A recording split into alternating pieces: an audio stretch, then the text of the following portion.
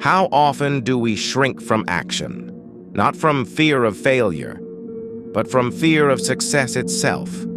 The path to betterment lies clear before us, yet we falter, choosing instead to remain where we are. Why?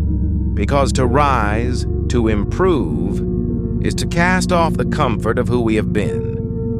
The self we know clings to us like an old, broken pair of shoes, familiar, yes, but ill-fitting and unworthy of the journey ahead. It is like a tattered jacket, perhaps warm once, but now unable to shield us from the cold. When opportunity passes, we tell ourselves it is fate, that it is better to remain as we are. And for a moment, we may taste sweetness in this illusion of contentment, this retreat into mediocrity. But is it truly good to stay the same, or is it merely easier?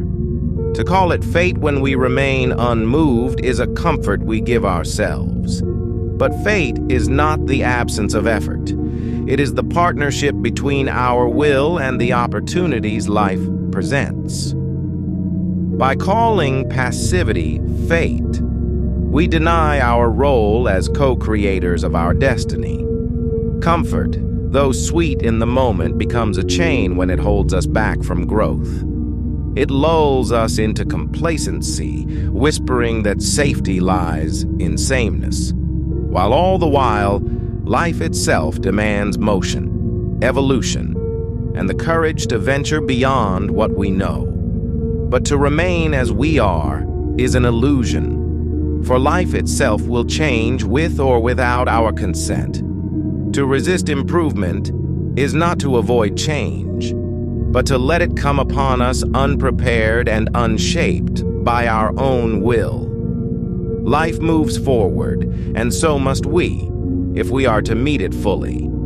Some claim they procrastinate not from fear, but from laziness.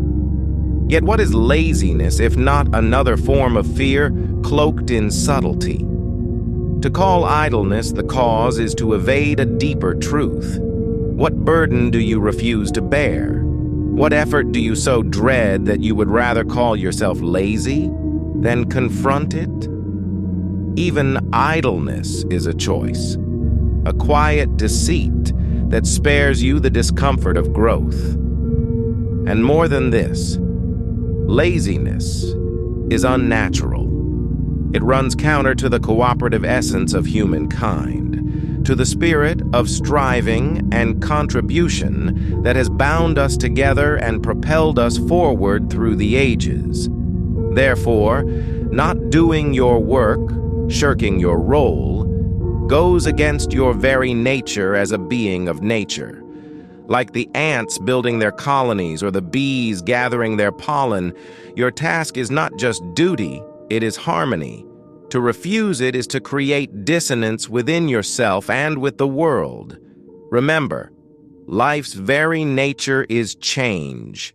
To resist it is to resist life itself. The fear of success, like the guise of laziness, is nothing but a fear of our own potential, of the labor it demands, of the discipline it requires.